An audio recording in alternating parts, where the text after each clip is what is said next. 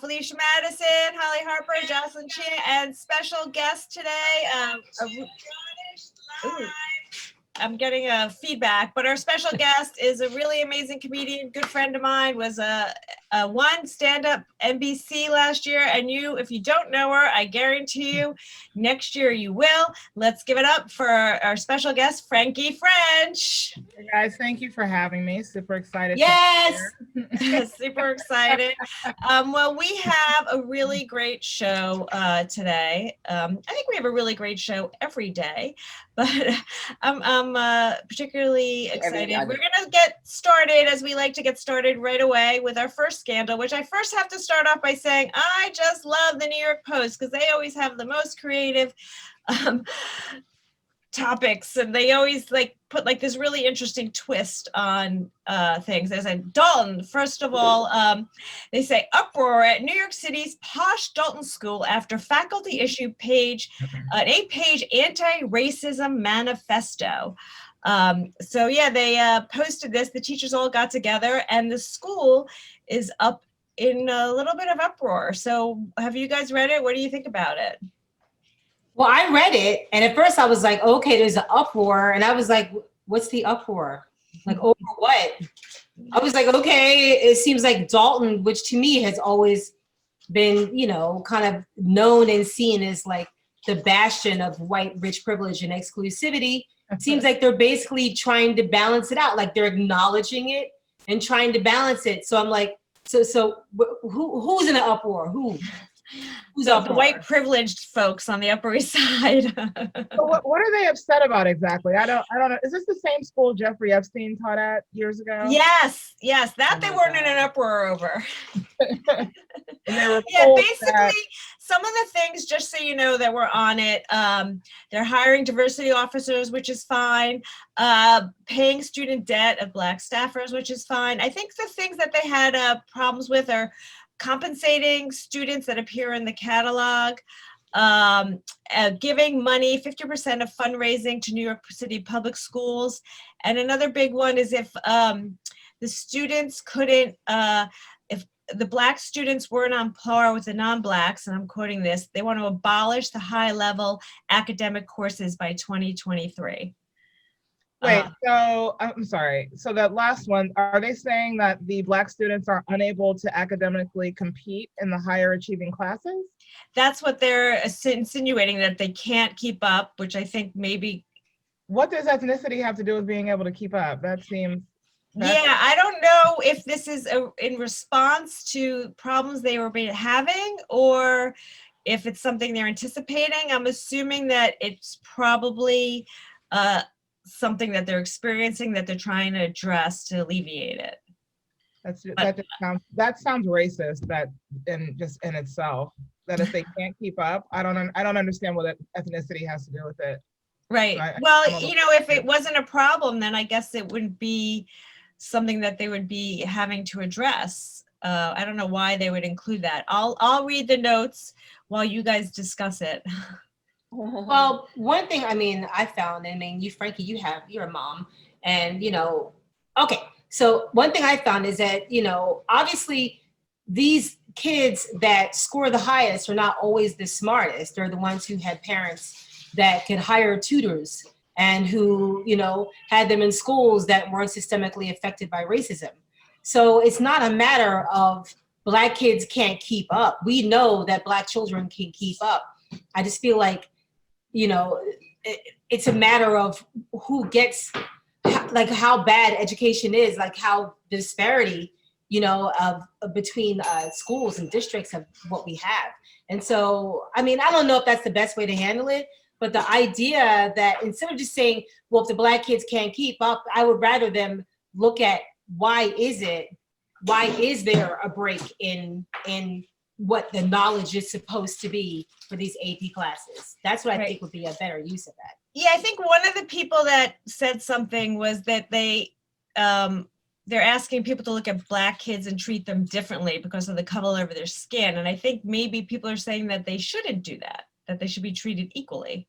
I agree. But do you think these white kids are being treated equally? Like these white kids, we say, let's not treat the Black kids. You think these white kids are not treated better? You think that they're like, so this whole idea of, we're treating the Black kids better is just, this whole reverse racism is just nonsense. I mean, It's I think in general, nonsense. high schools mollycoddle their kids so much. So I think this is like a way of, in my opinion, mollycoddling Black kids to the level of privileged white kids have, right? Like, oh, okay, if you guys all can't perform on the same level, we'll do away with high level academic courses so y'all don't feel bad. Is how I'm interpreting it. That's why. So I'm gonna say something here. I grew up going to all white schools my whole life, and it was a nightmare. And it wasn't because I couldn't keep up or I didn't understand. It wasn't any of that.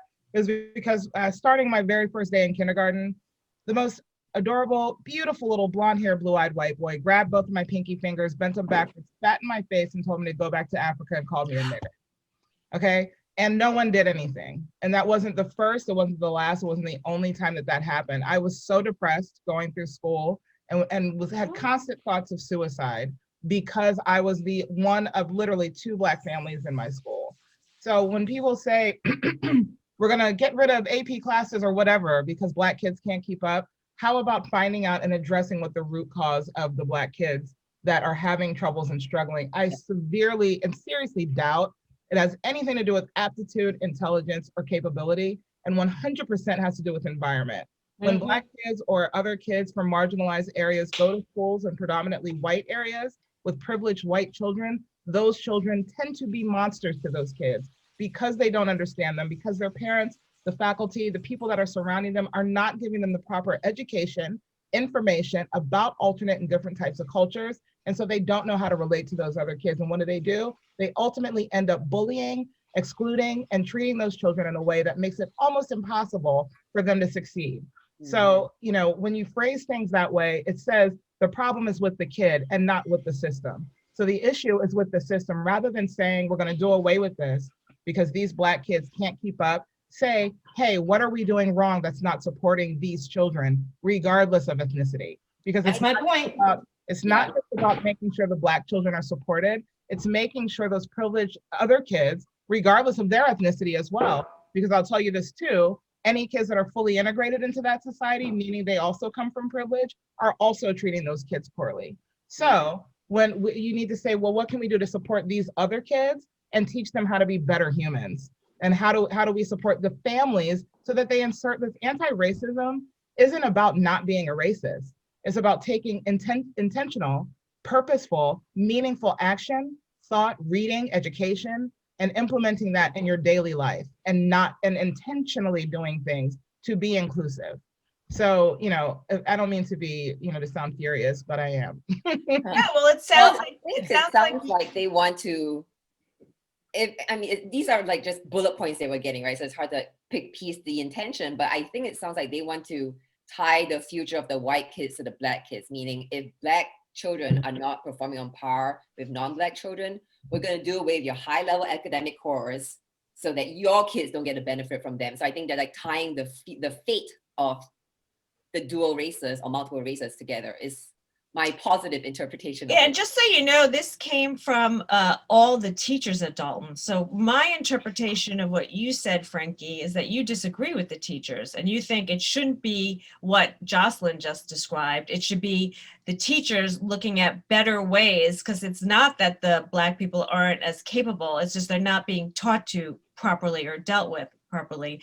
Yeah, I mean, that's the bottom line. They're not being taught properly. My daughters, I have a child, just like Hollie has children, and my daughter goes to predominantly white schools, and she's often ostracized or judged in an incorrect manner for something that she's done exceedingly well. She wrote a paper once, a creative writing project or assignment that they had, and she wrote a creative story about this young girl who had a loving, wonderful family, and her whole family dies, and then how she ends up dealing with that.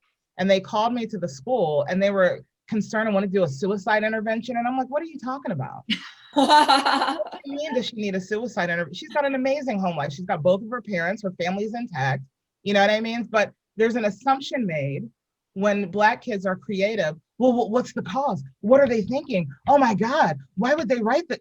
Well, you said she could write about anything she wanted. You know what I mean? It's crazy that you say that, Franqi, because I had an experience and I was in the 4th grade where we all had to write poems, and it was like a very mixed school with a lot of white kids.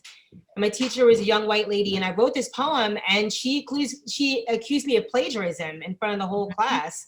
I didn't even know what plagiarism. I was 9. I was like, plagiarism. I don't even know what that means. And I was pretty scarred. And my mother, my mom is not so nice. She came in and basically broke this woman down to tears in front of the whole class, and she had to apologize to me and everything. But I just remember that was the first time I felt this whole feeling of like, was I not supposed to be that good? Was I not supposed to be able to do that? But like, you know, like you, I was raised in, gone to like predominantly white schools, and some of those experiences have been good and some have been bad. But I'll be honest, I don't believe in putting my kids in predominantly white schools. If I could find a predominantly white school, if it was cool, I get it. Like my Quaker boarding school was awesome. That was the one. But I don't believe in it because I feel like it can really stigmatize and ruin a Black child's childhood. I really, truly believe. 100%, you know? You're not the smart girl, the funny girl, the cute girl. You're the Black girl. Right, 100%. And I don't have I would have a choice probably if I were independently wealthy, but my daughter goes to public school in the area where we live. In order for her to get an education where she's safe, you know what I mean? We have to get it in a nice area, and living in that nice area, unfortunately, means those are predominantly white areas. And so, you know, her school that she's going to feed into is going to be a predominantly white school, which is fine for her because at home she's supported. She knows she has her mother, she has her father, she has her siblings from a previous marriage. So she has her people that keep her grounded and keep her safe. And I remember her coming home from school in like 2nd or 3rd grade, very upset because they were talking about history and they'd gotten to Black history. And the only thing they ever talk about Black history in the schools here is slavery. And she came home upset and she said, you know, I don't like the way I felt when they started talking about that because everyone turned and looked at me. And I remember that feeling where everyone in the class looks at you and the look they give you is, so Franqi, what's slavery like? I don't know. No, I know as much as you know. We're all learning together, but the assumption I wasn't there. Right, that's what Hollie, you know, I mean, I don't know if you. No, I had that. I'm like, I wasn't there. You saw me outside earlier. We had birthdays, like I wasn't there. Right, I don't know. And then she asked me something that I will never forget. She said, I need you to be my Black history teacher. Okay, and so we always give her the information that she needs to know that Black people are great. We are more than that slavery it's a blip on our history in comparatively speaking to what we are as a people. You know what I mean? We were slaves for a period of time, but we have an extensive history of being kings and queens and doctors and lawyers and actors and actresses and good mothers, scientists, and fathers. Yeah, and scientists and brothers and sisters and inventors. We have a very rich history, but we don't give that information to Black kids in school or to kids in school. Yeah, I mean, enslavement is not the totality of Black history. Enslavement interrupted Black history. Right. It was an interruption. Right. So I get it. Right. So do you think kids would have been better off in an all-Black school? I'm sorry? So do you think kids would be better off in an all-Black school? I don't think all of anything is good. I think people need to respect each other regardless of their ethnicity, and people need to be open to understanding and learning different cultures.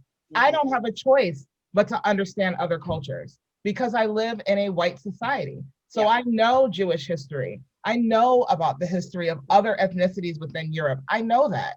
I'm comfortable being in a room. When I walk in a room and it's all white, okay, fine.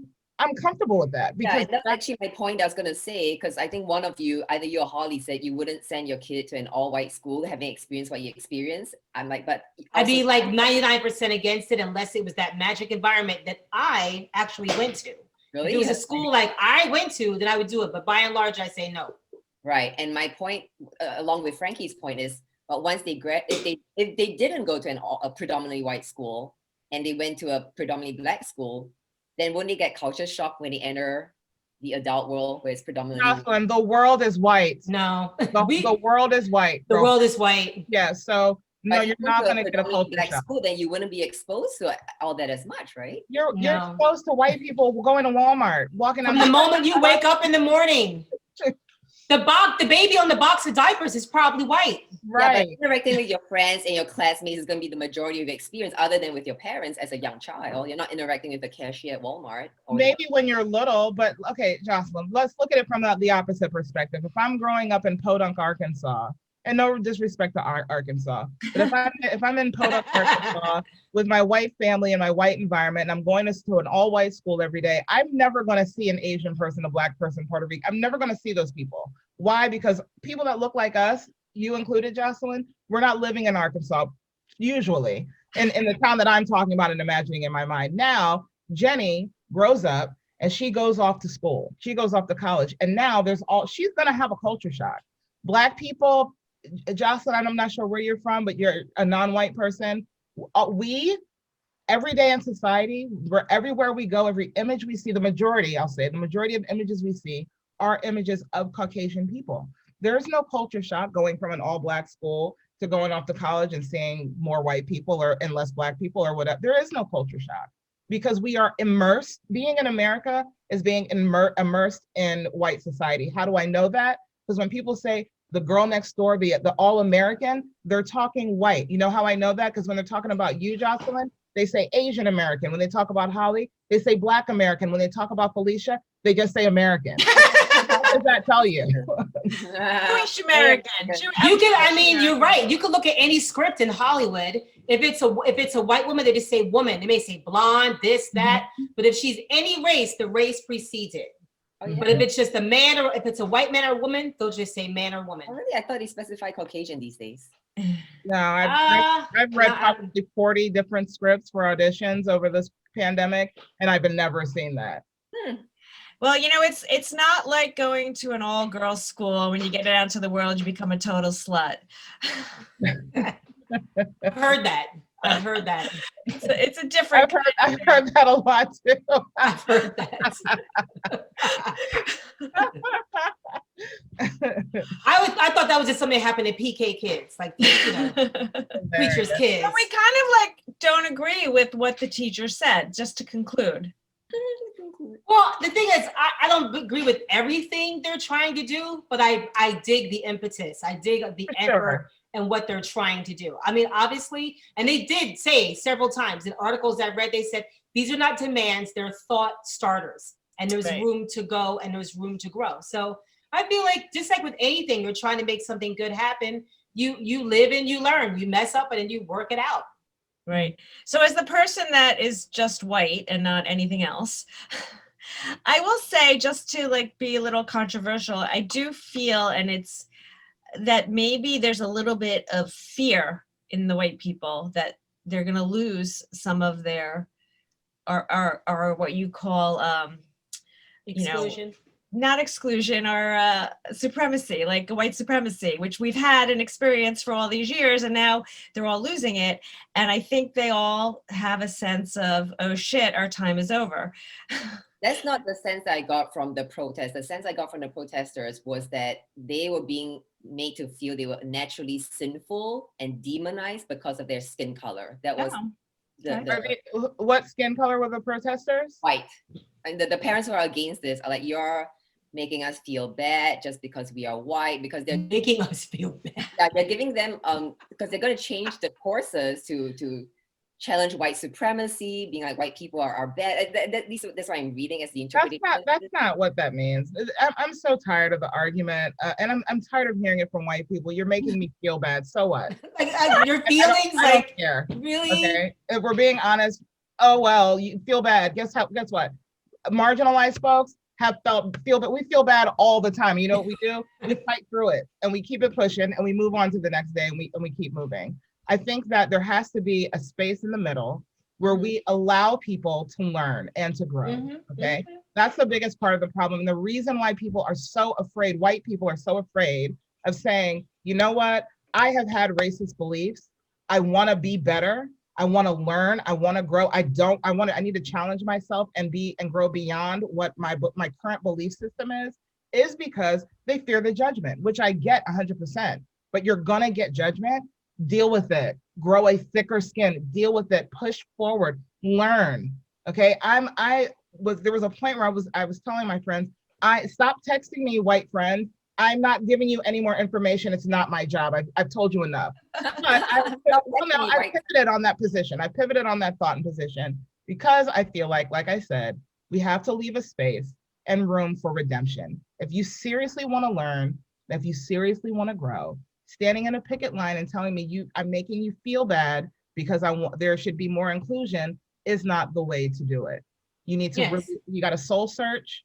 You got to look at yourself and really be ready for harsh honesty. Do you know how many times I had to be honest with myself in my marriage and admit to myself, you know what, Franqi, you're kind of a fucking asshole. Okay. You're overly demanding. You're not putting in what you're expecting your husband to give. So you need to look at yourself. I've had to do that, then that's just within my marriage. But I also have to do it within my friendships with certain people, with different people, Well, I think, what I love about the show, and I've said this before, is, we learn by discussion. And there's so many things that I've learned. And interestingly enough, it was said somewhere else. Oh, actually, on Andrew Sosa's special, where he talked about, my experience with the police as a white person, and that we love the police versus a Black person who would, like Hollie says, would never in a million years trust the police. And now that was something I would have never thought of if I hadn't had that conversation with Hollie. And so I like seeing the different sides and the different perspectives. I mean, Hollie taught me that Black Eyed Peas is more than just a band. Girl!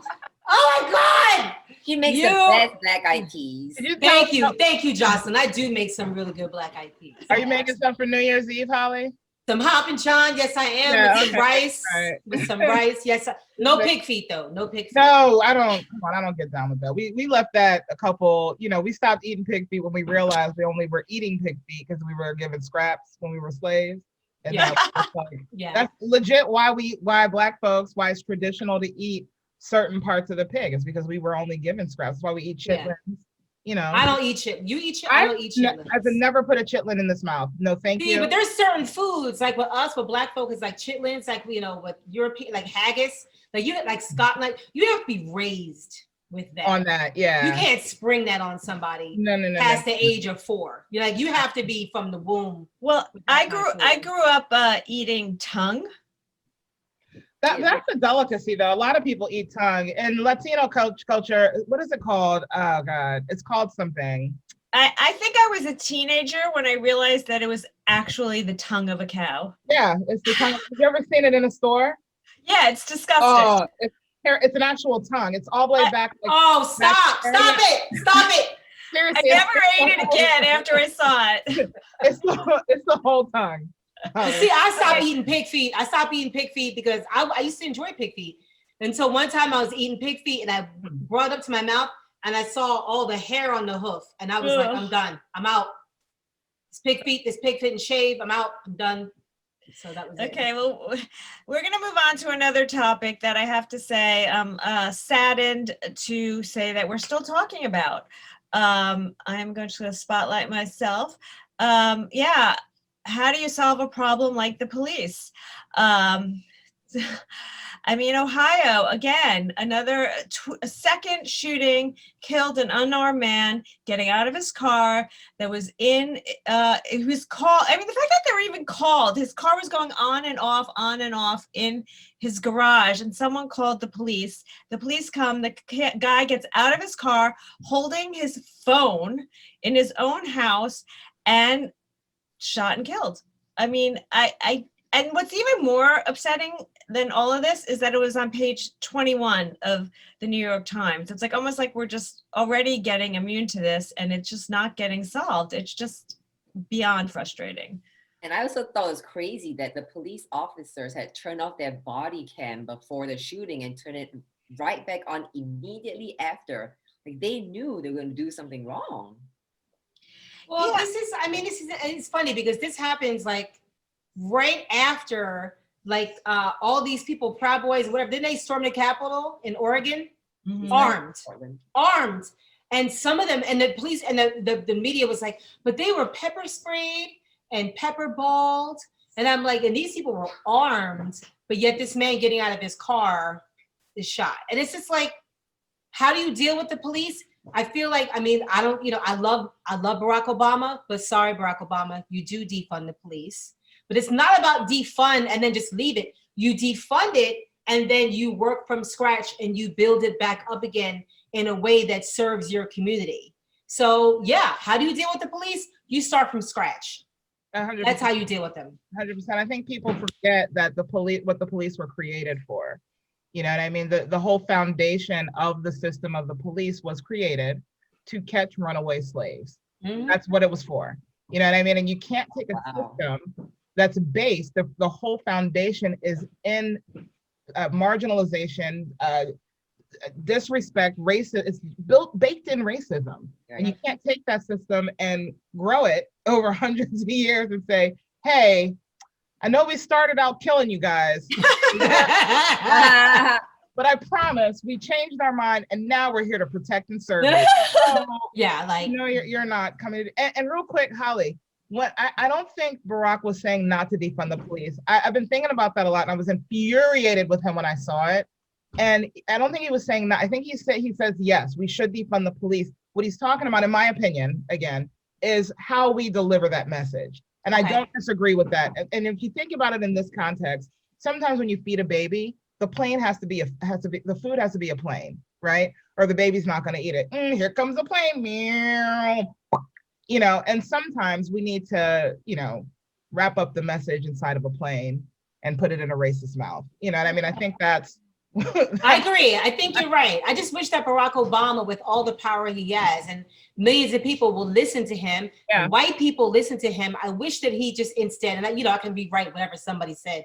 I wish he had said something along the lines of, maybe we should take a look at actually what that means, defund the police. Sure. Maybe not be so scared of it. Sure. But yeah, the message, if you want the message to go, I put a little bit of honey on the carrots, so I gave them to my daughter. Right. When she was a baby. So I get it. I get what you're saying. Right. Honey is not good for babies. But is that what happened to her? Let me just say something, because the argument to that is we have been feeding people with an airplane about the police, and they haven't been listening. You guys have taken a knee, like lots of things, a lot of protests, and no one's listening. So kind of the argument's like defund the police, and we've discussed this in past episodes. It's catchy, it's getting people's attention, it's getting a lot of people into an uproar, but it's opening the conversation, which has not been opened yet. Well, see, the funny thing about that is I don't know when the conversation wasn't open, because, when you're a kid and you're Black, you learn about the police right about probably age 4, 5, 6, 7, somewhere in there, whenever it is, you can walk to the mailbox by yourself. You get that education. That's when your childhood ends, because someone in your family sits you down and is like, hey, let me explain something to you. You're Black. People are going to call you a nigger. The police may kill you while you're walking to the car to get my jacket out of it. And you need to know that so you can learn how to be safe. And I'm not even kidding. I had to have the conversation with my daughter when the first time she came home and said someone called her the N-word. I was like, oh, crap.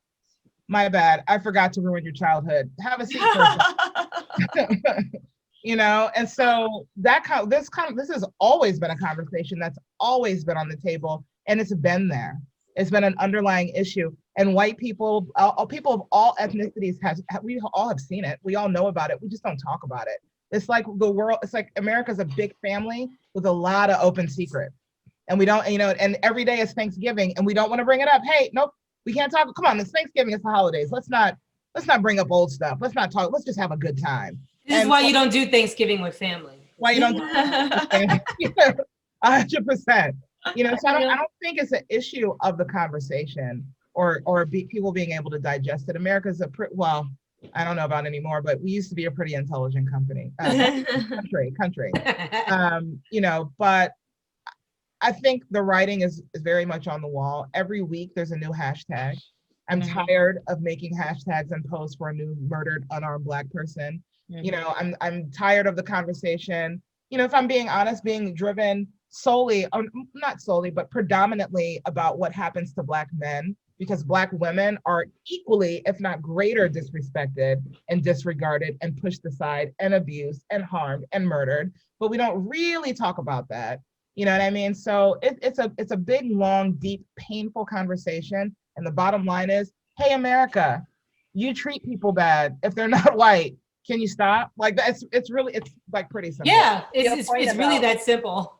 To your point about America used to be pretty intelligent, I was just talking to my friend today about how I feel so proud that the 2 vaccines that came out first are from American companies, meaning I've been feeling so fucking embarrassed. So Franqi, I was born in America, but grew up in Singapore, and I chose American citizenship at the age of 21. I was choosing between the two. And I was very proud of America. America was at the forefront of technology. It was the world global policeman. It did good, and it would like stand up for human rights and democracy. It was like the beacon of light in the world in its highest form. And then fucking like these past 4 years, I've been so embarrassed and to see dumb people coming out of the woodworks with, yeah, I don't want to wear no mask. You can't take away my civil liberties and make me wear a mask. Like flying in the face of science, not believing our scientists. I was like, oh my God, how is my countrymen so dumb? But then we just have a very diverse and long spectrum. At the height of America are American scientists. I mean, they imported them from India, but it's still an American company. Like our American scientists, the academics and the tech wizards of Silicon Valley, etc. We're still at the height of our game. So I'm just a moment of pride for the actually smart Americans that help us get some stuff done, like the vaccines for coronavirus. Well, there was an interesting article in the New York Times today that was saying that actually one thing that Trump may do is splinter the Republican Party.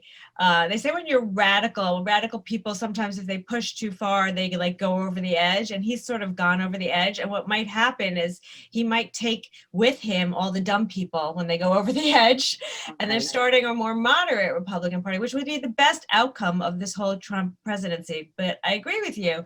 There are a lot of really dumb people that are just kind of like pulling us down. And the question is, they're there, they exist. How are we going to deal with them? They're not going away. Not going away because they just dump us down to their progeny.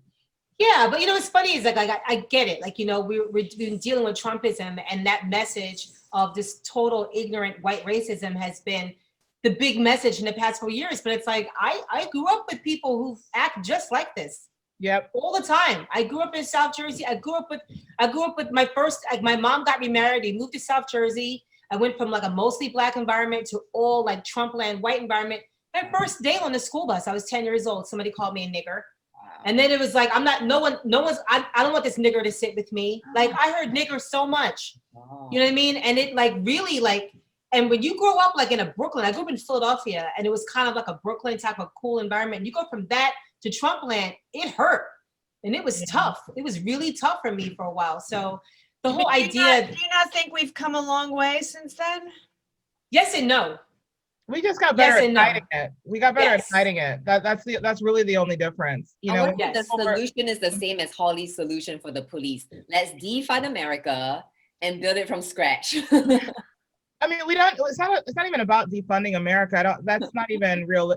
Rebuilding America from scratch, I don't think is realistic. If we could, that'd be fantastic. But it'd be so awesome. It would be amazing. One, let's start with giving stuff back to the natives. How about that? But I mean, because seriously, we're not even going to go down that road.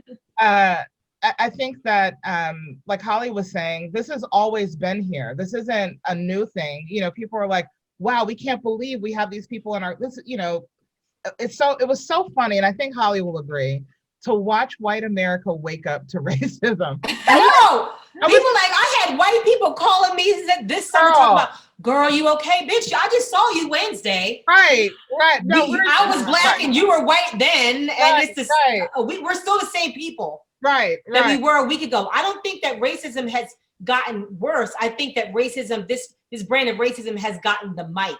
They just got the mic. Exactly. Everything was shut down. Think about this for a minute.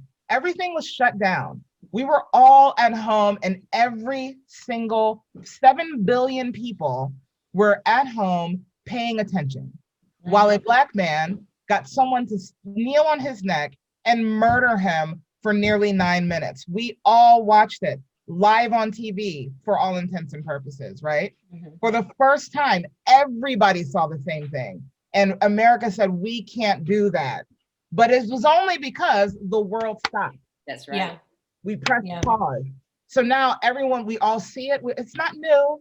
This isn't original, right? This is down home, chef kisses, good homegrown American racism, just the way mama made it. There's no difference. This isn't brand new. You know what I mean? It's just now we're paying attention. And now I think there's enough of us, meaning solid quality, human-hearted people, because these aren't Black issues. You know, when things happen to gay people, these aren't gay LGBTQ issues. These are all just human issues. These are human issues. Human issues. I'm not a feminist. I want to be clear about that. I'm not a feminist. I'm not an activist. I'm not a Blacktivist. I am a humanist. And I want what's best for humanity. And what's best for humanity is for all people to feel safe. And if everyone feels safe, then we're doing our job, America. All of us should feel safe. There shouldn't be children in cages. There shouldn't be natives on the little small, tiny little piece of land that we finally, okay, fine, you can have that land, but they get no water and broadband. They get no water and internet. Right, but we're gonna come drill on we're gonna come ruin the little bit of piece of shit we left you. We're gonna come drill oil or whatever crap we wanna do on their land. Let's stop doing it. Everyone should feel safe and at ease. I should walk out of my house and feel comfortable. I can't tell you how many times I've been literally physically chased down with my family in my car by someone with a big fat Trump sticker and a Confederate flag in their window, literally running me off the road. And I've called the police from my car in broad daylight, not late at night, in broad daylight with my daughter in the back crying. Okay, and I called the police and they said, well, can you get here to the station? Bitch, no, if I could get to the station, I'd be pulling in right now.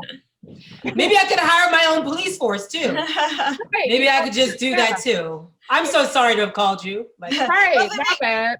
If it makes you feel any better, it's not the same, but I have some woman harassing me on social media, and she's a Trump person and calling us ugly and stupid. But right now, she doesn't know. She probably saw me on the street. She'd probably chase me down. Is this happening right now? Is she commenting live? Yeah. If you can hear me, Trump lady, you can go to the farthest regions of my Black ass. I would literally almost be willing to get a sex change just so I can have a penis for you to suck. That's where I'm at with you. Yeah, she can pretty much lick all this cafe au lait. She could just soak it all up. We don't 0% care. I 0% care about your. What's her name? Is her name Carol? Corolla Mac. Corolla Mac, you can kiss my chocolate ass, baby. Yeah. Kiss it, girl. Mine's pretty big, so pack a lunch because that's gonna take you a little bit. You kiss my yellow ass. Okay. Before I get disbarred and kicked out of the neighborhood, which will be fine, I will do that for you guys. I love you so much. We're going to move on to a different subject. I tried to come up with a pithier topic, but something about punchline, punch bowl. I don't know, but I couldn't. Punchline to the punch bowl. Yeah. Oh, yeah. I didn't see this one coming. The punchline, it's the perfect joke when you don't see it coming, but John Mulaney is in rehab, and and also he says that he suffered with alcohol and cocaine. Good choice of drugs. I'm proud of him. When he was 23 and just decided then to give it up, and he, I guess, is so devastated, as we all are, about the state of state of COVID and comedy not being able to perform. Must be devastating for someone like him. He actually took a job with Seth Meyers recently, I guess, to try to cheer him up a little bit. So yes, very sad that he is in rehab, and a lot of people mental health wise are suffering due to the coronavirus, and he's just the next victim. I love how he still has so much privilege. I'm having these mental health issues. I'll take a job with Seth Meyers. I was having these mental health issues. I launched a podcast. Yes. I mean, I'm not going to disparage Mulaney. He's actually, this is very painful for me to say, he is my daughter's favorite comedian. Oh God. No, Holly, you guys, she legit can recite some of his specials. girl, she's in deep. She's in deep. I'm gonna tag you in a post I made about this on Instagram. But anyway, I'm happy for him. I'm happy for him to be able to go get help, because I was, struggling with alcohol before the pandemic, way before the pandemic. Not that, you've seen me, Hollie, not that I was like, my life was out of control, but I found myself drinking at every show, right? And so I quit drinking so that I could really focus and dig into my career last December. And unbeknownst to me, then the world went to shit. And I was like, fuck, what am I gonna do this without wine? That was the time to quit. Right. I should have waited a little bit, but I got through, and it's been a struggle, but I have support, and I think it's wonderful. I hate that he had a relapse. You know what? Don't judge yourself by that. That one moment you slipped up, you know what? He's picking himself up. He's made the effort. He's publicly announced, hey kids, don't do drugs. I'm going to rehab. I'm going to get myself better. I'm glad that he's in rehab and not in a casket. So good for you, John Mulaney. I hope you make a wonderful, fantastic recovery. And I know you got to make another special, or my daughter will be very upset. So. Yeah. No, I really applaud him for getting help. It's hard. It's hard for some people to ask for help. Mm-hmm. It really is. It's very, because it's hard to admit that you have a big, a big crack in your armor. And so I feel like, I get what you're saying, Jocelyn. Like, let me just give me a job at Seth Meyers. He can go work at Subway. You know what I mean? Right. He didn't go fold sweaters at Macy's. But I get it. But man, when you look at people and you see how some people just refuse to accept they need help, I feel like, thank you for getting help. Anybody who gets help, thank you for getting yourself help. Because it'll be a real tragedy to so many of his fans if he really lost his life. Like, we'll be like, oh my God, another beloved celebrity that we're losing. Yeah, and it'll be maybe a little bit of a beacon of light for other comedians who may be struggling at this time, and say to them, look, if he needs to go get help, I should go get help. Yeah, I can say I need help now, because he's so squeaky clean, and now his comedy makes so much more sense to me now, because he's so clean on the surface, but then right underneath, his humor is so dark. And I didn't get that about him, right? And now I'm like, oh, okay, you went through some shit. Like, okay, cool, I get that now. Yeah, I think it's hilarious though. Your daughter loves John Mulaney, because my daughter loves Joe Coy. You know what I mean? I love Joe Coy too. Ugh, I love. Oh my God, I love Joe Coy too. But I'm just like, okay, it's funny to see comedians, what comedians your kids like. I think that's very interesting. Yes, yeah. Yeah. And just one thing, that the best piece of advice I got when I started stand-up was never to drink before you perform. Mm-hmm. And I was actually had my first live performance last night in a long time, and the guy offered me and he offered me a drink before, and I said, oh, I don't drink before. I drink after I perform, which is really rare, because I drink to perform in my bed. Hilarious. I found out about Reiki last night. You guys know what Reiki is? It's like healing where you don't actually touch the person. And I was hoping that my husband would be into some Reiki sex. Just the energy. Yeah, just the energy. The energy of the vag. Just I feel you, babe. You don't have to touch me. Your dick feels really good energetically. Right, exactly. Very funny. Okay. And it feels really good. Good news for John Mulaney, getting help. He needs it. We're adding this section, which is breaking news. So we have we'll just do one topic, because we're getting close to the end. My husband said to me this morning, do I really need to shower today? And apparently there was an article in the Wall Street Journal saying, we really don't need to shower. It's like this American thing. Like, as long as you don't smell horrible, it's actually really bad for your skin. And I find myself asking now that I can't work out because of my back problems, I'm like, do I really need to shower today? I could probably go without a shower for a little while, only because every time I leave my house, I'm so fearful of the Rona. I don't know what happens one day, but I had to leave out 5 times. And every time I walk back in, I'm like, I'm getting in the shower. Walk back in, I took 5 showers in one day. And girl, my skin hurt. I was like, you know what? I'm gonna lay off the shower for like 3 days until my skin grows back. So I have a new rule, which is if I have not left the house, and if I have not like sweated in the night from like sleeping or whatever, then I'm gonna be easy with the shower, you know. But I do have to every day go through my skincare regimen for my face. For sure. That's gotta, you know, I gotta keep. Yeah. Well, my mama rules as a mom is that you don't have to shower every day, but you have to wash your ass. Well, You have to wash your ass, like your ass, your pit, and your face. Like you have to wash. Like you got to do a high crimes. If you can at least do a high crimes wash. What's the high crimes? This is what the high crime areas that will offend, that commit offenses. And I grew up with I thought everybody did high crimes. I grew up like, are we doing a high crimes? No, like, look, Holly, my grandma called them horse baths. So we did those. We did a shower. Yeah, you didn't go take a horse bath, you know, so I go horse baths every now and again. But yeah, my daughter, same thing. Like, you need to wash that ass every day. Wash that ass. Do you know one of my best friends, her grandmother always said, you got to take a horse bath. She thought it was a horse bath. She thought that horses, because they had to bathe standing up. So obviously, she said she was like 20 or something when she found out it was a hooker bath. I was like, I'm going to die. That is the funniest. Please tell me to say that on. That's hilarious. A horse bath? Yes. Which one is it? Is the horse, or the hooker? Which is the right? Whore, W-H-O-R-E. A whore. I heard horse as well. When you said. I like your horse imitation though, Jocelyn. That was good.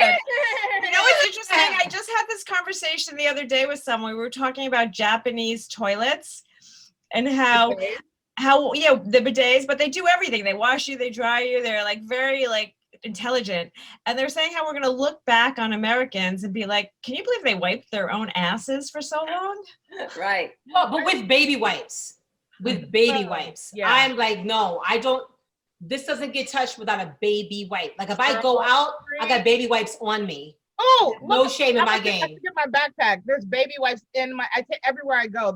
You know how, what's that? I got hot sauce in my bag. I'm more impressed you have baby wipes in your bag. I don't care. I got huggy wipes in my bag. Swag. Okay. See, man, I want it. Yeah. I'm crying till I'm on it. Let's my haters. Going around and saying the one thing is like maybe showering is something we're not going to do that we learned from 2020. So when this coronavirus is hopefully something of the past, what's the one thing that you don't think you're going to go back to? The one thing for me that I'm not going to go back to is unprotected mics. Yeah, same thing. Actually, never using another mic that another person used before me. I'm coming with my own mic and plugging it in like I did last night. 100%. Sugar's gonna be coming with their own pole. Watch. What's gonna be coming? I said Sugar's gonna become. You know the comedian Mugga? That's an old Mugga joke. That's one of Mugga's old jokes. Strippers gonna be coming with their own pole. Now they need it in this Rona. Yeah. That is hilarious. I think I'm gonna keep that. I have my own mic, so I'm gonna continue to do that. But I don't think I'm gonna stop the mask. I think I like having a mask on. I think I just, and it's not for nothing other than I've seen people from the Asian community doing it for years, and I've always was like, why are you doing? And now it makes sense. They don't want your nasty ass germs in their beautiful faces. So I'm down with the mask. I think I'm gonna keep my mask. I have so many, and I think I'm gonna keep that through forever. I'm definitely keeping the mask when I do oral. Bitch. And I won't be needing a mask. Hilarious. Well, I mean, I guess, yeah, I will be keeping masks because now it's cold. It helps keep my face warm. Like I really like it. Yeah. But no, but one thing in this COVID, because COVID kind of coincided with the racial reckoning. It was kind of like contagion leads do the right thing, you know, this past year. But so I guess what I am learned is I'm not leaving. I'm learning to ask for everything. During this time of COVID, these past 9 months, I've learned to really ask for things, and I've been receiving.